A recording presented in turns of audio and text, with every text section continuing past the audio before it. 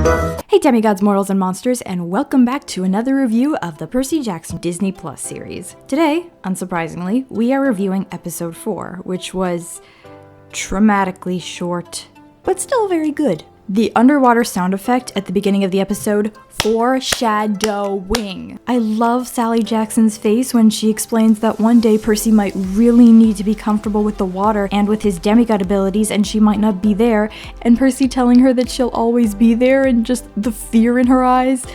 That was so perfect. It does feel a little weird that mini Percy is afraid of the water, but it actually makes a lot of sense considering that most of the demigod characters have or develop at some point some fear of their element. So I like that they established it with Percy right from the get-go, and how later on he couldn't really breathe underwater until he trusted himself to try. That's really cool, especially considering Thalia's fear of heights. Percy speculates in Mark of Athena that the reason Thalia can't fly is because she's too afraid of heights to really try and trust her lineage as a daughter of Zeus. And it seems that they're establishing something similar with Percy right now, and I love that. One interesting thing is how there seems to be a dream in every episode of Percy Jackson. I don't think there was one in episode 3, but every other episode so far has had a dream of Kronos reaching out to Percy and trying to manipulate him. So obviously, Annabeth explaining her past was very in line with the books. It was so sweet and so touching, and how she says that Luke cared for her right away, that was really emotional. I don't really like how Annabeth said that she had to earn Thalia's care. I just feel like having a 7-year-old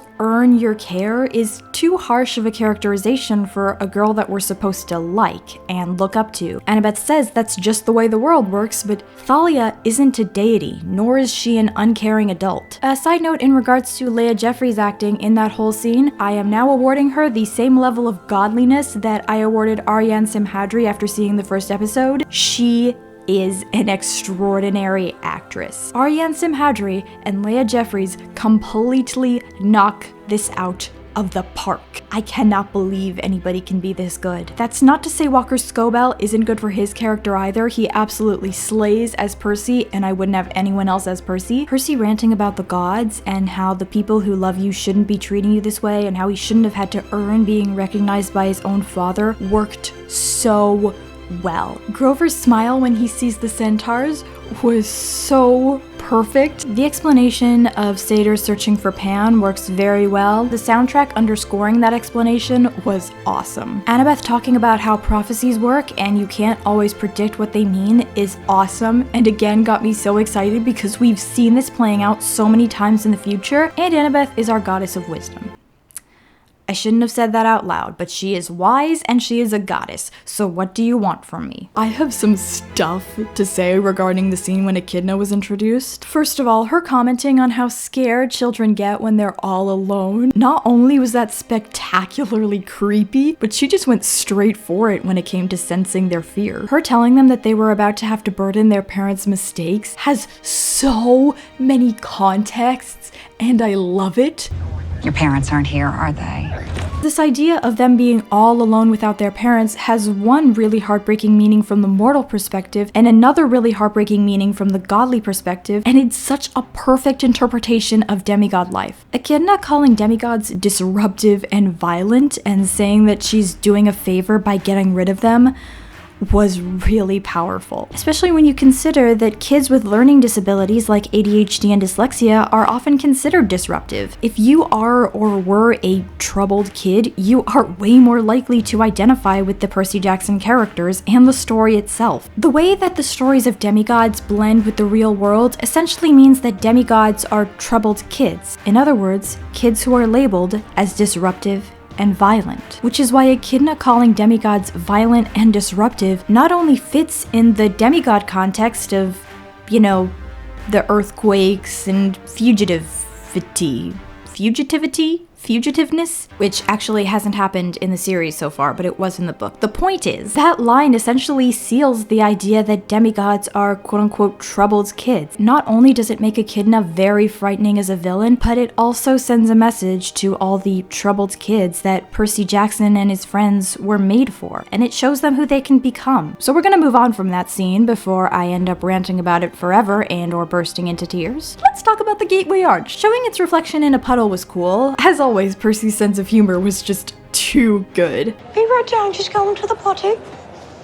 and watching him and Annabeth bond was kind of awesome. I find it so funny how Annabeth just came out and said she doesn't care about the prophecy because she's just really happy to get to be his friend. This is just everything I've wanted to see from Percabeth in season 1, aside from, the thrill ride of love, and the end, and basically everything that's to come for them. What I do find a little weird is how almost immediately after Echidna whispers in her ear, she asks her friends if they heard it. She hardly even processes the information. Like, she should be having a major breakdown right now. This is a hugely damaging revelation for her. The look in Percy's eyes when he gave Annabeth the sword, you can tell he just can't bear to let his friends get hurt. Now, Percy's explanation about how he did that because of being ignored by his dad does work very well, but it also leaves room for the selflessness and loyalty that is the core of his character. I'm not a big fan of the fight scene because it's so short and Percy hardly does anything. I mean, I get that Percy never really stood a chance against the Chimera, especially considering that he was poisoned, but it low-key reminds me of Magnus Chase when Gunilla edited the scene of Magnus's death to make it look like he didn't actually do anything heroic. Anyway, the scene of Percy falling into the water and the water rising up to catch him, but you can hardly tell that that's what it's doing because it's so quick, but if you're a Percy Jackson fan, you know that that's what it's doing, and then him tumbling through the water was really good. Once again, props to the special effects and or the camera people and or the editors and or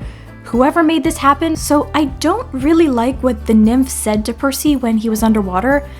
I think this is a nymph. It might actually be a jellyfish? Whatever this is, I don't really like what she said to Percy. That's my biggest criticism of this episode, and one of my biggest criticisms of the series overall so far, not that I have that many criticisms, mind you, is that they really went too far on the angle of Poseidon cares so very much, and it was so hard for him to watch Percy struggle, and he's so proud of Percy. You can show that Poseidon cares about his son without going way too far like they did here. It was enough to have Echidna comment on someone caring about Percy enough to give him a chance, and then the water saving Percy. Just have the Naiad tell him to trust in Poseidon and trust in himself. That's enough. I can accept Naiads and other various sea creatures being afraid for Percy, seeing as he is the Prince of the Seas, but Poseidon just wouldn't care that much, especially this early on. I did like the cliffhanger though of him learning he could breathe underwater and the episode immediately ending. I also have to add that I cannot stop thinking about how amazing the outro is. I just can't resist the urge to watch the end credits every single time because they're so cool. For anyone who was wondering about that, I assure you it does not get old. However, speaking of the end of the episode, I do want to talk about how disappointingly short it was. Here's the thing. I don't actually care how long the episodes are. The episode lengths are kind of like the appearances of the characters. They seem super important because they're one of the first things that you think of when you think of an adaptation, but when you actually think about it for like 2 seconds, you realize it genuinely doesn't matter. Because they still included most of the things that were in the books and almost everything important from the books, as well as adding a lot of really interesting stuff. Just tell us that they're 40-minute long episodes, or 45-minute long if you really want to stretch it. It's fine. Just don't lie to us and tell us that the episodes are going to be an hour long when they just aren't, because you will inevitably disappoint people. And if there's one thing that no one wants on their hands, it's a disappointed Percy Jackson fan. Just ask the movie directors. Anyways, now that that's out of the way, I do want to end this video on a positive note, because episode 4 was good overall. I just think it had more flaws than the episodes that came before it. The explanation of Annabeth's past and of Pan were both really, really amazing. Echidna's introduction scene was absolutely brilliant, and the preview of episode 5 has me totally pumped. Annabeth hugging Percy, presumably because she's so relieved that he's alive, is awesome. Ares sealing them into the thrill ride of love like he's sealing their doom was genuinely scary. He's just chilling like a villain. That's the first thing that came to mind to me, chilling like a villain. Anyways, with that, seeing as it is almost midnight, I should probably end this video now and go get ready for work tomorrow.